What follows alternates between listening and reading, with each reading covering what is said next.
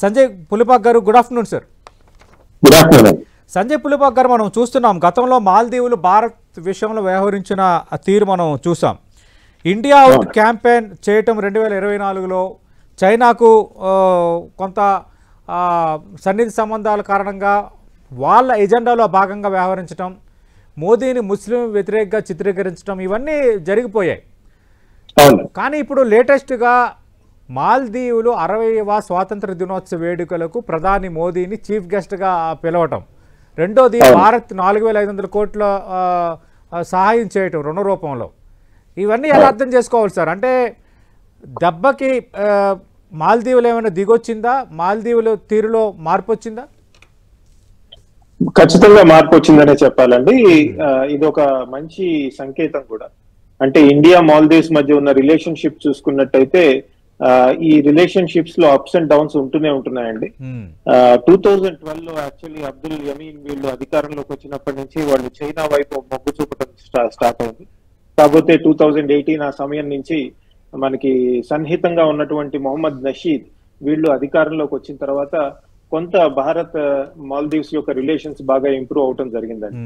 ఆ తర్వాత ఈయన ముయిజు వచ్చినప్పటి నుంచి గత సంవత్సరంన్నర నుంచి కొద్దిగా ఇండియా మాల్దీవ్స్ రిలేషన్స్ లో కొంత అలజడి, కొంత ఉద్రిక్తత నెలకొనడం జరిగిందండి. మనం చూసాం ఆయన వాళ్ళు ఇండియా అవుట్ క్యాంపెయిన్, అంటే ఇండియన్స్ అసలు మీరు రావాల్సిన అవసరం లేదు, మీరు ఇక్కడ వచ్చి పని చేయాల్సిన అవసరం లేదు, ముఖ్యంగా స్కూల్ టీచర్స్ కానివ్వండి, డాక్టర్స్ కానివ్వండి, అలానే ట్రాన్స్పోర్టేషన్ రంగంలో మాల్దీవ్స్ లో పెద్ద ఎత్తున భారతీయులు పనిచేస్తూ ఉంటారు, వాళ్ళందరూ మీరు వెళ్ళిపోవచ్చు అని చెప్పడం జరిగింది.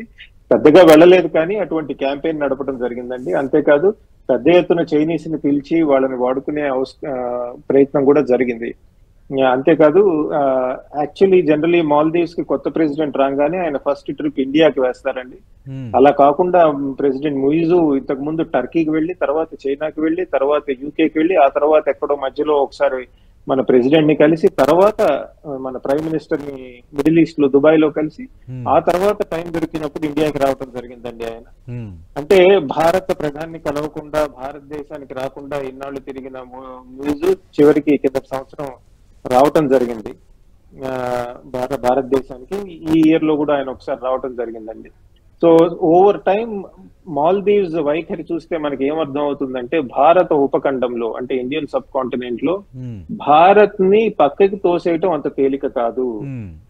భారత్ తో సన్నిహిత సంబంధాలు పెంచుకోవటం వల్లే చుట్టుపక్కల దేశాలు కూడా అభివృద్ధి చెందుతాయి, వాళ్ళకి రాజకీయ స్టెబిలిటీ ఉంటుంది, అలానే ఎకనామిక్ ప్రోగ్రెస్ కూడా ఉంటుంది. వాళ్ళ ఎకనామిక్ ప్రోగ్రెస్ తీసుకోండి, అవి తీసుకోండి, భారత్ తో చాలా ముడిపడి ఉన్న దేశం అది.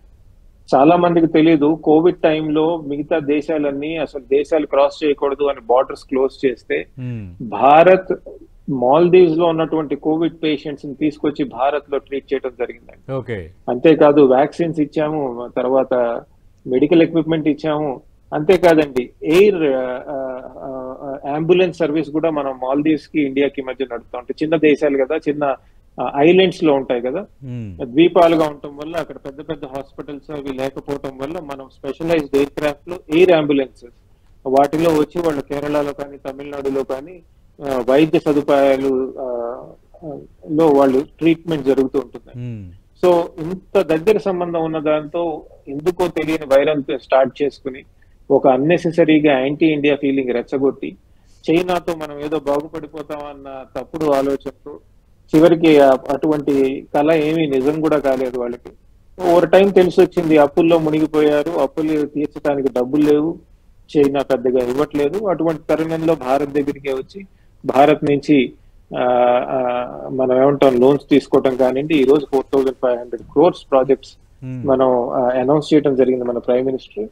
అంతేకాదండి 4580 crores లైన్ ఆఫ్ క్రెడిట్, అంటే వాళ్ళు వెంటనే డబ్బులు ఇవ్వక్కర్లే, మనకి తర్వాత ఇస్తారు వాళ్ళకి వచ్చినప్పుడు. తర్వాత ఇప్పటిదాకా అయిన అప్పుని కూడా మనం రీషెడ్యూల్ చేస్తున్నామండి, ఇంట్రెస్ట్ పేమెంట్స్ తో సహా.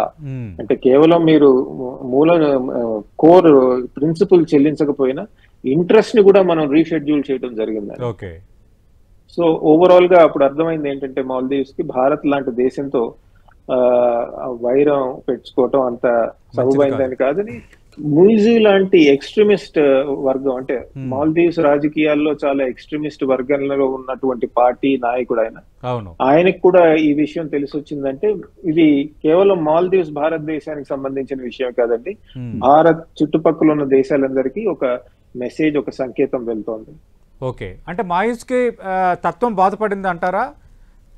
రెండోది రెండోది ప్రధానంగా చైనా అండ చూసుకునే గతంలో మొయిజ్ మన భారత్ పట్ల ఆ విధంగా వ్యవహరించాడనేది మనకు క్లియర్ కట్గా అర్థమైపోయింది. మరి ఇప్పుడు ఎందుకు చైనాకు మాల్దీవులకి మధ్య సంబంధాల విషయంలో ఎందుకు ఆ బ్రేక్ వచ్చినట్టు? ఎందుకు ఇప్పుడు భారత్ యొక్క విశిష్టత, భారత్ యొక్క గొప్పతనం, భారత్తో మనం ఉంటేనే ఈ ఉపఖండంలో మనం కొంత ఆర్థికంగా కానీ అభివృద్ధి పరంగా కానీ పురోగతి సాధిస్తామన్న ఆలోచనకి ఎందుకు వచ్చినట్టు మాల్దీవులు? పలు కారణాలు ఉన్నాయండి వాటికి. ఒకటి, ఈ మధ్య కాలంలో మనం చూసుకున్నట్టయితే చైనా ఎకనామిక్ స్లో డౌన్ లో ఉంది, కొద్దిగా వాళ్ళు ఆర్థికంగా ఇబ్బందుల్లో ఉన్నారు. ఆర్థికంగా ఇబ్బందుల్లో ఉన్నప్పుడు ఏమవుతుందంటే బయట దేశాలకి విరాళాలు ఇవ్వటం, లోన్స్ ఇవ్వటం తగ్గుతుంది. China belt and road initiative మీద ఖర్చు తగ్గిస్తోంది. పెద్ద ఎత్తున ఇంతకుముందు ఇన్ఫ్రాస్ట్రక్చర్ ప్రాజెక్ట్స్ అవి స్టార్ట్ చేసిన చైనా ఈ మధ్య కాలంలో పెద్ద పెద్ద ప్రాజెక్ట్స్ కాకపోయినా చిన్న చిన్న ప్రాజెక్ట్స్ చేయాలని వాళ్ళు ఆలోచించడం జరుగుతుంది. అదొకటి అండి. తర్వాత మాల్దీవ్స్ కి చాలా ముఖ్యమైన రెవెన్యూ సోర్స్, పెద్ద ఎత్తున వాళ్ళు బిజినెస్ చేసే దేనిలో అంటే టూరిజం రంగంలో. టూరిజం రంగంలో మాల్దీవ్స్ కి పెద్ద ఎత్తున వెళ్తున్న టూరిస్టులు ఎవరు? భారత్, చైనా, రష్యా, తర్వాత యూరోప్ నుంచి అక్కడి నుంచి వెళ్తారు. సో ఇంత పెద్ద సోర్స్ ఆఫ్ రెవెన్యూ అయినటువంటి టూరిజం ని వాళ్ళు వదులుకుని మన టూరిస్టులు వెళ్ళకపోతే వచ్చిన లోటుని చైనీస్ టూరిస్టులు భర్తీ చేయలేకపోతున్నారు. సో అక్కడున్న టూరిస్ట్ ఎస్టాబ్లిష్మెంట్స్ కానివ్వండి, హోటల్స్ కానివ్వండి, టాక్సీలు కానివ్వండి, మిగతా అంత టూరిజం అంటే కేవలం ఒక హోటలే కాదు కదా, చుట్టుపక్కల చాలా ఎస్టాబ్లిష్మెంట్ ఉంటుంది. అవన్నీ కూడా చాలా దెబ్బతింటం స్టార్ట్ అయిందండి. దానివల్ల కూడా వాళ్ళు గ్రహించారు దట్ మనం ఇండియాతో అన్నెసెసరీగా గొడవ పెట్టుకోవటం అంత మంచిది కాదు అని. చాలా కేవలం చైనాతో కాదండి, టర్కీతో కూడా మంచి సంబంధాలు పెంచుకుని టర్కీ నుంచి డిఫెన్స్ ఎక్విప్మెంట్ తెద్దామని కూడా ప్రయత్నాలు జరిగాయి, కొంత తెలుసుకుంటున్నారు కూడా. కాకపోతే భారత్ ని పక్కకి తోసి వేరే దేశాన్ని తీసుకురావటం అంత సులభం కాదని ఇప్పుడు జరుగుతున్న సంఘటనలు క్లియర్ గా చెప్తున్నాయండి. ఇదే కాదండి, మీరు శ్రీలంక తీసుకోండి, శ్రీలంక కూడా కొంతవరకు ఇలాంటి స్ట్రాటజీనే ఫాలో అయింది. కానీ వాళ్ళు తీవ్రమైన శ్రీలంక కూడా గతంలో చైనా ద్వారా ఫైనాన్స్ పొందిన వ్యవహారం చివరికి అతలాకుతలం అయిపోయిన పరిస్థితి మనం చూసాం. అప్పుడు శ్రీలంక సివియర్ ఎకనామిక్ క్రైసిస్ లో ఉన్నప్పుడు భారత్ పెద్ద ఎత్తున సహాయం చేసిందండి. శ్రీలంకలో ఒక సమయంలో పంటలు పండించడానికి ఫర్టిలైజర్స్ లేవండి. అటువంటి సమయంలో భారత్ తన ఇండియన్ ఎయిర్ ఫోర్స్ ప్లేన్స్ వాడి ఫర్టిలైజర్స్ సప్లై చేసింది. అంతేకాదు ఆర్థికంగా చితికిపోయినప్పుడు పెద్ద ఎత్తున మనమే సహాయం చేశాం. ఇప్పటి వరకు చూసుకుంటే $4 బిలియన్ ఇచ్చామండి శ్రీలంకకి మనం. ఏ దేశము ఇవ్వలేదు. అంతేకాదు IMF కూడా ఇవ్వలేదండి $4 బిలియన్. మనం $4 billion of line of credit, తర్వాత మిగతా అన్ని కలుపుకుంటే $4 బిలియన్ లోన్స్, తర్వాత గ్రాంట్స్, తర్వాత ఇన్వెస్ట్మెంట్స్, మిగతావన్నీ కూడా వాళ్ళకి ఇవ్వటం జరిగింది. ఎందుకంటే ఇది మన సరిహద్దులో ఉన్నటువంటి దేశాలు, మన చుట్టుపక్కల ఉన్నటువంటి దేశాలు, అక్కడ ఆర్థికంగా వాళ్ళు చితికిపోయినా లేదా రాజకీయ సంజయ్ పులిపాక్ గారు, గతంలో మీరు అన్నట్టుగా అటు కోవిడ్ టైంలో కానీ అలాగే మన సరిహద్దు దేశాల్లో ఆర్థిక పరమైన సమస్యలు ఏర్పడిన ప్రతి సందర్భంలో, ఇబ్బందులు ఏర్పడిన ప్రతి సందర్భంలో, కరువు వచ్చిన ప్రతి సందర్భంలో భారత్ బాసటగా నిలుస్తూనే వచ్చింది. కానీ గత 2-3 సంవత్సరాలుగా కొన్ని పరిణామాలు మనం చూస్తున్నప్పుడు కొంత శ్రీలంక వ్యతిరేకంగా మారిన వాతావరణం, అలాగే బంగ్లాదేశ్, నేపాల్, ఇక మాల్దీవులు. ఇప్పుడు మాల్దీవులు దారిలోకి వచ్చింది కాబట్టి ఈ మిగతా దేశాలకి ఇది సంకేతమా? వితౌట్ భారత్ మనం ఈ ఉపఖండంలో ఏమీ చేయలేము, ఖచ్చితంగా భారత్తో సన్నిహిత సంబంధాలు మనం నెరపాల్సిందే అన్న ఒక బలమైన సిగ్నల్ అయితే వెళ్ళినట్టుగా భావించవచ్చా? ఖచ్చితంగా అండి. ఉదాహరణకి మొన్న శ్రీలంక, కిందటి సంవత్సరం శ్రీలంక మళ్ళీ మన వైపే వచ్చింది. ఇప్పుడు మాల్దీవ్స్ కూడా మన వైపే తిరుగుతోంది. ఓవరాల్ గా చూసుకుంటే ఈ మన చుట్టుపక్కల దేశాలతో, భారత్ కి చుట్టూ ఉన్నటువంటి ఉపఖండంలో ఉన్న దేశాలతో వాటికి ఒక ముఖ్యమైన ప్రాబ్లం, ఒక ఛాలెంజ్ ఏంటంటే అండి, వాళ్ళు సాంస్కృతికంగా భారత్ కి చాలా దగ్గరగా ఉంటారు. నేపాల్ తీసుకోండి, చాలా దగ్గరగా ఉంటుంది. బంగ్లాదేశ్ తీసుకోండి, అటు ఇటు బెంగాలీనే మాట్లాడతారు. అలానే ఇటు మాల్దీవ్స్ తీసుకోండి, శ్రీలంక తీసుకోండి, చాలా సాంస్కృతికంగా చాలా దగ్గరైనటువంటి దేశాలు ఇవన్నీ మనకి. దానివల్ల ఏమవుతుందంటే అక్కడ రాజకీయ నాయకులకి వాళ్ళకి ఒక భయం ఉంటుంది, మేము వేరు అని ఎట్లా చెప్పాలి అంటే ఒక యాంటీ ఇండియా స్టాన్స్ తీసుకుంటారండి. అంటే వాళ్ళ ఐడెంటిటీని వాళ్ళు ప్రొటెక్ట్ చేసుకోవటానికి ఒక యాంటీ ఇండియా స్టాండ్స్ అడపా దడపా తీసుకోవడం జరుగుతుంది. ఉదాహరణకి మీరు నేపాల్ రిలేషన్స్ చూడండి, 1980s లో ఇండియా నేపాల్ రిలేషన్స్ చాలా ఘోరంగా ఉండేవి. మనం కూడా అప్పుడు ఎకనామిక్ బ్లాకేడ్ అది పెట్టడం జరిగింది. యాక్చువల్లీ చూస్తే నేపాల్ లో 1960s 70s లో కూడా పెద్ద ఎత్తున యాంటీ ఇండియా డెమాన్స్ట్రేషన్స్ నడిచాయి. అలానే మనం బంగ్లాదేశ్ లో కూడా చూస్తున్నాం కదండి, అడపా దడపా యాంటీ ఇండియా సెంటిమెంట్స్ పెద్ద ఎత్తున వస్తూ ఉంటాయి. శ్రీలంకలో మనం ఐపీకేఎఫ్ పంపించాల్సి వచ్చింది, అంటే ఇండియన్ పీస్ కీపింగ్ ఫోర్స్ పంపించి అక్కడ జరుగుతున్న అంతర్యుద్ధం ఆపే ప్రయత్నం చేసాం. అది తప్ప ఒప్ప మనం డిస్కస్ చేయొచ్చు కానీ బట్ ఓవరాల్ అది ఇప్పుడు మాల్దీవ్స్ కూడా చూస్తున్నామండి.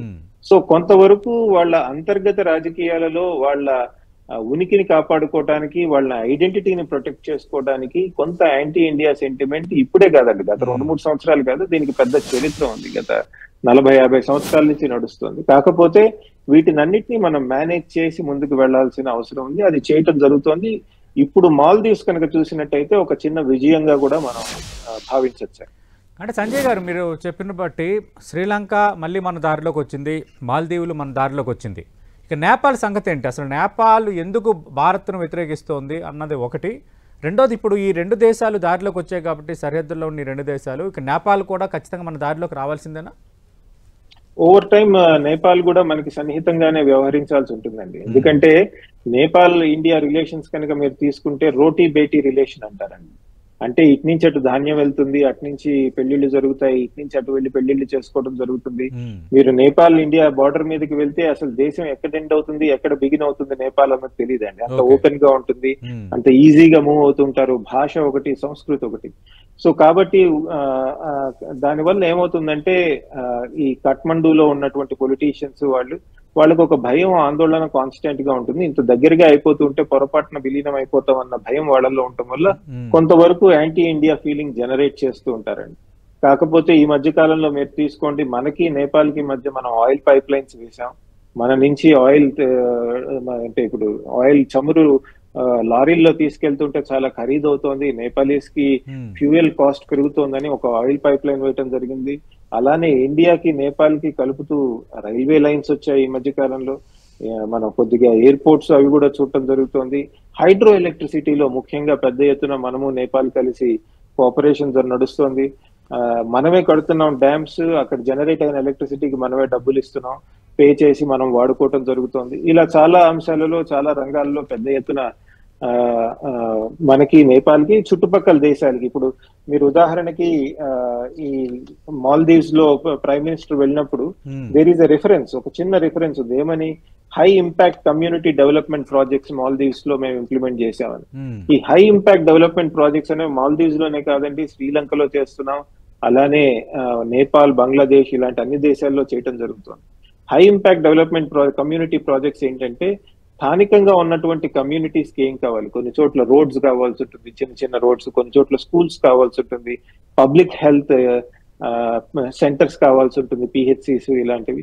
అవన్నీ కూడా మనం డబ్బులు ఇచ్చి వాళ్ళ చేత కట్టిస్తామండి. ఇప్పుడు ఉదాహరణకి మన వాళ్ళు స్లోగా ఉంటారు, మన వాళ్ళు తొందరగా కట్టరు అని మన మీద ఒక క్రిటిసిజం ఉంది. కానీ మనం గమనించాల్సింది ఏంటంటే చైనా వాళ్ళు, చైనా మనుషులతో, చైనా సిమెంట్, చైనా స్టీల్ అన్ని తెచ్చి వాళ్లే కట్టేసి వెళ్ళిపోతారు.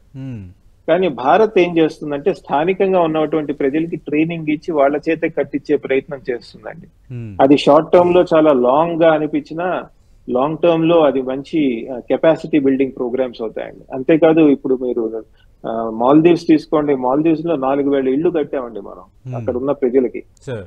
డ్రైనేజ్ సిస్టమ్స్ డెవలప్ చేస్తున్నారండి మన కొత్త ప్రాజెక్ట్స్ లో. ఇప్పుడు ద్వీపాలలో డ్రైనేజ్ ఎట్లా హ్యాండిల్ చేయాలి, బికాజ్ సముద్రంలో వదిలితే అంతా చెడిపోయి టూరిజం చెడిపోతుంది కదా. So drainage systems, police academies, police trainings, అంతేకాదు అలానే శాటిలైట్ ద్వారా వెదర్స్ ని సిస్టమ్ మానిటర్ చేసి వాళ్ళకి ఇవ్వటం. ఇలానే మనం శ్రీలంకలో కూడా చేయటం జరిగిందండి. దాదాపు 25,000 ఇళ్లు కట్టామండి శ్రీలంకలో, ముఖ్యంగా తమిళులు నివసిస్తున్న ప్రాంతంలో, నార్దర్న్ శ్రీలంకలో, జాఫ్నా అటువంటి ప్రాంతాలలో 25,000 ఇళ్లు కట్టి వాళ్ళకి మనం అక్కడ ఉన్నటువంటి ప్రజలు కొద్దిగా డిగ్నిటీతో బతికే ప్రయత్నాలకి మనం తోడ్పడ్డామండి. అలానే అన్ని దేశాల్లో, చుట్టుపక్కల దేశాల్లో ముఖ్యంగా మనం చాలా పెద్ద ఎత్తున వర్క్ చేస్తున్నాము. దురదృష్టం ఏంటంటే ఈ స్టోరీ మనం చెప్పుకోలేకపోతున్నాము, చెప్పటానికి మనం పెద్దగా ప్రయత్నం కూడా చేయట్లేదు. ఓకే. ఈ స్టోరీస్ చెప్పాల్సిన అవసరం ఎంతైనా ఉంది. ఏదన్నా గొడవ జరిగినప్పుడు దానిలో భారత్ పాత్ర ఏంటి అని అడుగుతున్నారే తప్పితే, గొడవలు జరగనప్పుడు భారత్ ఎంత డెవలప్మెంట్ అసిస్టెన్స్ ఇచ్చింది, ఏమేం చేసింది అన్నది కొద్దిగా చెప్పాల్సిన అవసరం ఉంది. పాశ్చాత్య దేశాలు తీసుకోండి, వాళ్ళు చాలా చక్కగా చెప్పుకుంటారు. వాళ్ళకి పెద్ద పెద్ద మీడియా ఉంది. పెద్ద పెద్ద పాశ్చాత్య దేశాల యొక్క మీడియా, న్యూస్ పేపర్స్ కానివ్వండి, టెలివిజన్ ఛానల్స్, వాళ్ళు చేస్తున్న పనులు వాళ్ళు బాగా చెప్పుకుంటారండి. మనం చేస్తున్న పనులు ఖచ్చితంగా చెప్పరు. ఎందుకు చెప్పాలి? వేరే దేశం చేస్తున్న, అది ఆర్థికంగా బలపడుతున్న దేశం భారత్. అలాంటి దేశం మంచి పనులు చేస్తుంటే చెప్పరు, మనమే చెప్పుకోవాలి, నిర్మోహమాటంగా చెప్పుకోవాలండి. సంజయ్ పులిపాక్ గారు, డిబేట్ ముగించే ముందు అంటే ఇక ద్వైపాక్షిక స్వరూపం మారబోతోందా? ఎందుకంటే సరిహద్దు దేశాలు భారత్ సంబంధాలపై చాలా సందర్భాల్లో మాట్లాడుకున్నాం పాజిటివ్గా, కానీ గత 2-3 ఏళ్లుగా కొంత ఆ దేశాలు భారత విషయంలో వ్యవహరిస్తున్న తీరు, భారత్ ప్రభుత్వ పాలనపై మాట్లాడుతున్న వ్యవహారం, అలాగే భారత్తో కయ్యానికి కాలు దూవటం, ఇవన్నీ చూసాం. మళ్ళీ అవన్నీ సమసిపోయే ఛాన్సే ఉందా, లేదంటే కొంత వెయిట్ అండ్ సీ పాలసీలో వెళ్ళాలా? కరెక్టే అండి, మీ మంచి ప్రశ్న. ఇందాక రమేష్ గారు చెప్పినట్టు వెయిట్ అండ్ సీ పాలసీలోనే వెళ్ళాలి. ఎందుకంటే ఈ దేశాలు ఎప్పటి నుంచి, ఈ లాస్ట్ 2-3 ఇయర్సే కాదండి, మీరు చాలా కాలంగా చూడండి, మనకి చుట్టుపక్కల దేశాలకి ఎప్పుడు కొద్దిగా టెన్షన్ ఉంటుంది బయలాటరల్ రిలేషన్షిప్ లో. ఒకటి, ఇందాక నేను చెప్పిన అంశం ఏంటంటే సాంస్కృతికంగా దగ్గరగా ఉండటం వల్ల మేం వేరు అని చెప్పుకోవడానికి కొద్దిగా యాంటీ ఇండియా ఫీలింగ్ తో డెమాన్స్ట్రేట్ చేయాల్సి ఉంటుంది. 2, మీరు భారత్ ఉపఖండం తీసుకోండి. భారత్ ఉపఖండం అని ఎందుకంటాం? మిగతా ప్రాంతాల్లో, ఇప్పుడు యూరోప్ తీసుకోండి, జర్మనీ ఉపఖండం అనం, ఫ్రాన్స్ ఉపఖండం అనం. ఎందుకని యూరోప్ ని అలా అనం? ఎందుకంటే మీరు భారత్, ఈ సౌత్ ఏషియా తీసుకోండి, సౌత్ ఏషియాలో భారత్ తో మిగతా దేశాలకి బౌండరీస్ ఉన్నాయి, కానీ మిగతా దేశాలకి వేరే దేశాలు, అంటే ఇప్పుడు నేపాల్ కి బంగ్లాదేశ్ తో బౌండరీ లేదండి, బంగ్లాదేశ్ కి శ్రీలంకతో బౌండరీ లేదండి, శ్రీలంకకి పాకిస్తాన్ తో లేదండి, మాల్దీవ్స్ కి శ్రీలంక, ఇండియాతో కొద్దిగా మ్యారిటైమ్ బౌండరీస్ ఉన్నాయండి. సో అన్ని దేశాలు భారత్ కి పక్కనే ఉండి భారత్ తో ముడిపడి ఉన్నాయి. సో కాబట్టి ఇంత దగ్గరగా ఉండి కామన్ బౌండరీ ఉండేసరికి కొంత టెన్షన్స్ బయలాటరల్ రిలేషన్షిప్స్ లో ఉంటూనే ఉంటాయండి. కాకపోతే మనం వాటిని మేనేజ్ చేసుకుంటూ ముందుకెళ్ళాలి. ఇప్పటిదాకా చూస్తే చైనా ఎంత పెద్ద వ్యూహాలు పనినా, ఎంత పెద్దగా ఇన్వెస్ట్మెంట్స్ చేసినా పూర్తిగా ఈ ప్రాంతాన్ని కోల్పోలేదండి. మనం గుప్పెట్లో పెట్టుకుని చక్కగా ముందుకు తీసుకెళ్లే ప్రయత్నాలు చేస్తున్నాం, కానీ జాగ్రత్తగా ఉండాలి. నిరంతరం మనం జాగ్రత్తగా అడుగులు వేయాలండి ముందు.